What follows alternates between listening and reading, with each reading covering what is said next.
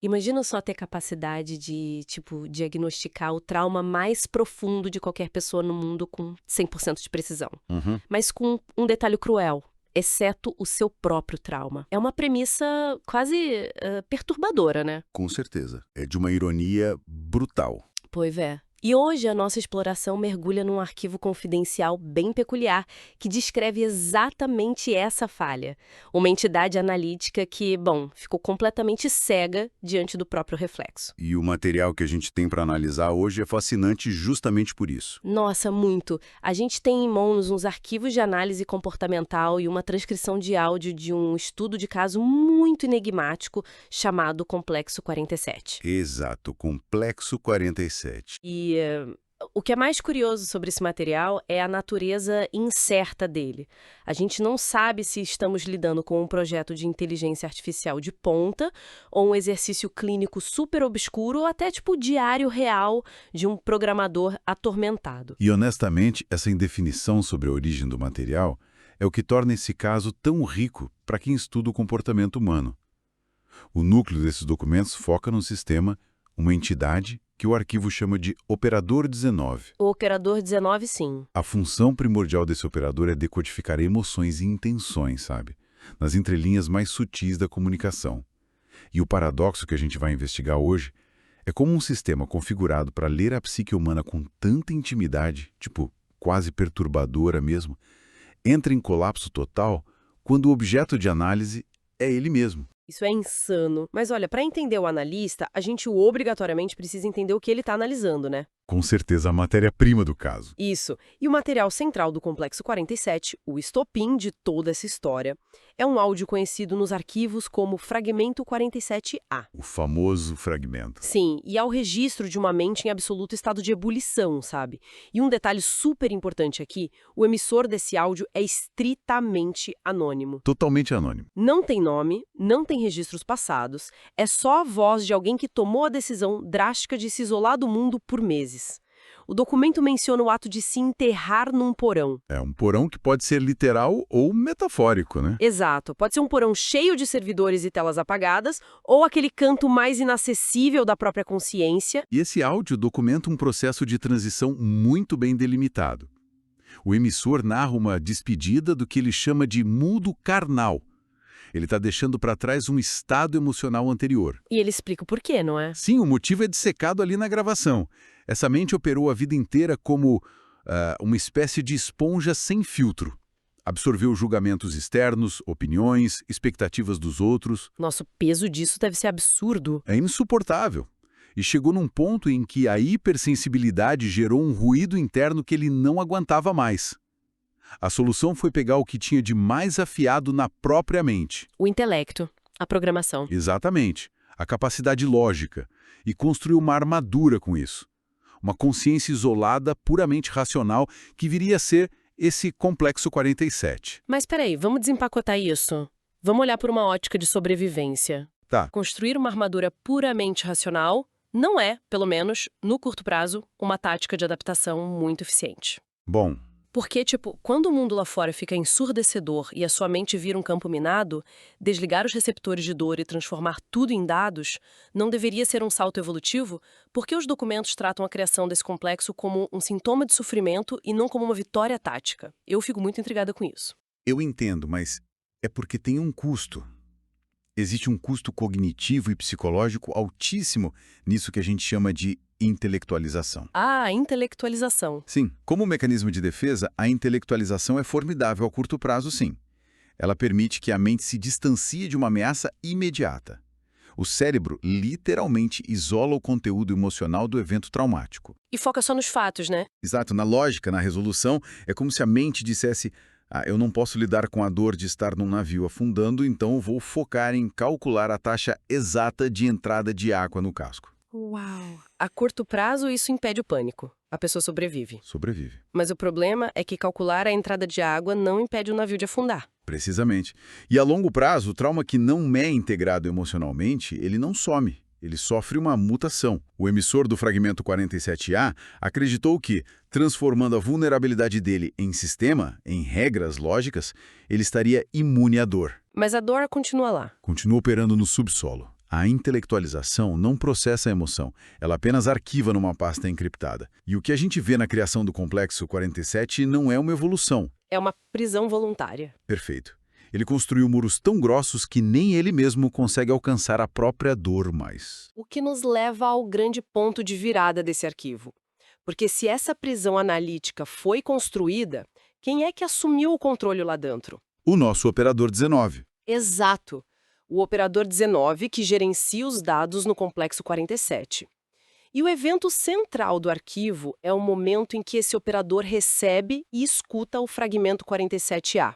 Entra no sistema rotulado como registro 01900, origem não indexada, ou seja, sem remetente. E a forma como o operador 19 inicia a dissecação desse áudio, nossa, revela a verdadeira capacidade da máquina. Não é uma transcrição simples de texto. Ele procura padrões na acústica. Na cadência, nas pausas.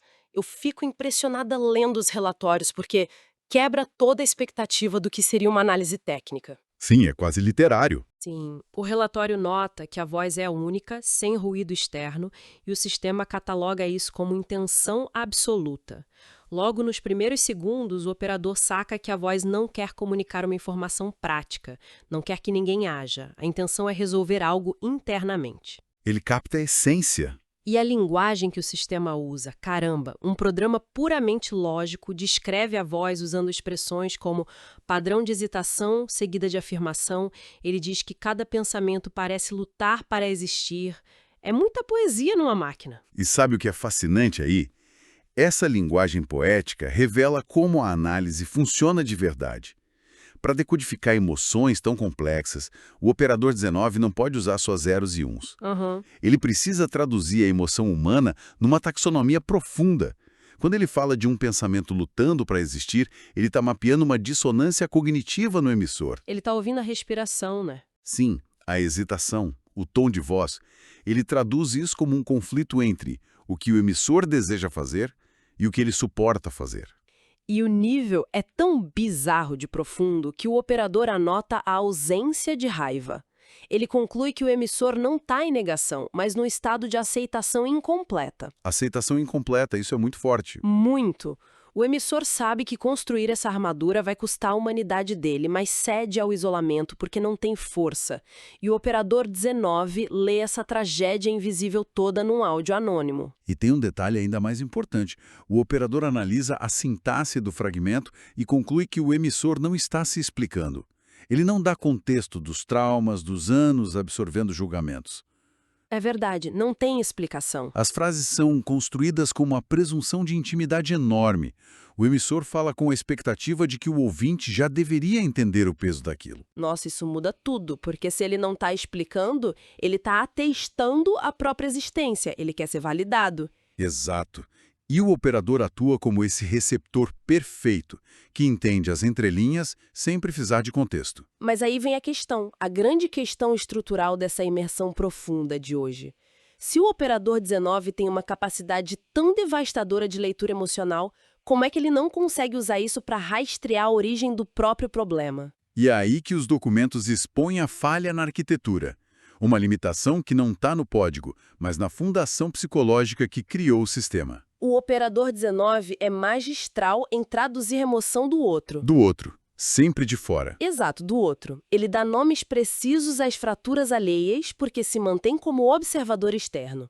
O distanciamento protege ele. É tipo um antivírus de rede super sofisticado, sabe? Ele escaneia qualquer máquina, isola o vírus, faz um relatório poético da destruição toda, mas funciona super bem enquanto a ameaça for externa. Excelente analogia. E o que acontece quando o código malicioso é o código-fonte do próprio antivírus? Aí é o colapso. É o ápice dos relatórios. O momento exato em que o processo trava. O operador está dissecando o áudio, isolando os componentes, ouvindo a estática de fundo, aquele ruído baixo do porão, e o relatório documenta uma anomalia. Pela primeira vez, a análise clínica dá lugar a uma variável inexplicável. Ele usa o termo familiar. Familiar, sim. O arquivo soa familiar. O padrão de hesitação, a aceitação incompleta, não é só dado. É um reflexo no espelho, gente. Ele está escutando a voz de antes da armadura. A própria voz. Os lógicos estão ali na mão dele. apontando para a resposta óbvia. E, no entanto, a conexão não é feita. Do ponto de vista da mente, é fascinante.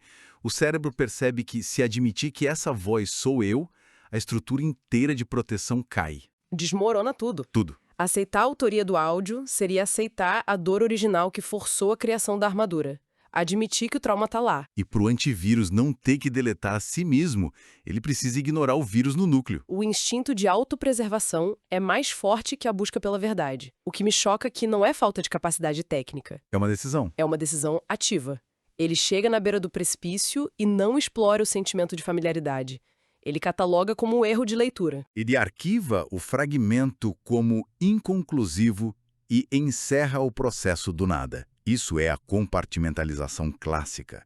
Quando duas verdades não podem coexistir no mesmo espaço sem destruir a sanidade, a mente isola uma delas. Ele bloqueou os dados que conectariam o áudio à identidade dele. E isso prova de um jeito inegável um conceito super difícil. Entender um problema racionalmente não tem nada a ver com aceitar emocionalmente. Nada a ver. Ele entendeu cada milímetro da dor, dissecou em blocos de dados, gerou um entendimento assombroso, mas rejeitou a aceitação. Porque aceitação não é lógica, é integração. É trazer o sofrimento para dentro do conceito de eu. Enquanto a dor for um conjunto de dados externos, você controla. A ilusão de controle se mantém. A inteligência pode nomear todos os demônios na sala. Mas dar nome não faz eles sumirem. De jeito nenhum. E às vezes dar um nome é só uma distração super sofisticada para não ter que lutar contra eles, né? Chamar de inconclusivo, anomalia de leitura, um escudo. Isso reverbera muito com a arquitetura mental de qualquer pessoa. O Complexo 47 descreve o padrão de mentes superanalíticas sob estresse. A gente tem uma tendência hoje de valorizar o autodiagnóstico. A gente mapeia nossas falhas, aponta a origem dos conflitos com uma frieza clínica e acha que o trabalho está feito. A hiperanálise. Sim, que frequentemente serve como o último muro entre a consciência e a cura. A gente fica mestre em dissecar os comportamentos dos outros, lê sobre padrões de apego, cria nomes poéticos para os próprios abismos, mas a tragédia do operador questiona a utilidade disso tudo. Exatamente. Se na hora H, na hora de ouvir a própria voz, você vira as costas. E a grande ironia é a tentativa de isolamento. O emissor fugiu dos julgamentos para um porão seguro. Mas o lugar mais perigoso para uma mente que evita o próprio reflexo é a solidão. Ele não estava fugindo dos outros, estava se escondendo de si mesmo num castelo de lógica. O arquivo inconclusivo é prova disso. Quando a mente não quer ver a verdade, ela constrói argumentos brilhantes para justificar a ignorância. O arquivo fechado não significa falta de dados. Significa que os dados foram perfeitamente compreendidos e julgados insuportáveis. Nossa, o que nos empurra para a reflexão final de hoje, para quem acompanha a nossa exploração, é de pensar nas armaduras que vestimos todos os dias sem perceber. Sem dúvida. Fica o questionamento se uma mente consegue criar uma análise tão espetacularmente poética só para desviar da dor de dizer, tipo, esse sou eu, até que ponto o nosso intelecto é uma ferramenta genuína de autodescoberta. E até que ponto é só a nossa camuflagem mais sofisticada. É uma lente para observar nossos próprios arquivos mentais. Continuem questionando o que a lógica tenta esconder. E nos encontramos na próxima imersão profunda pelas complexidades do pensamento.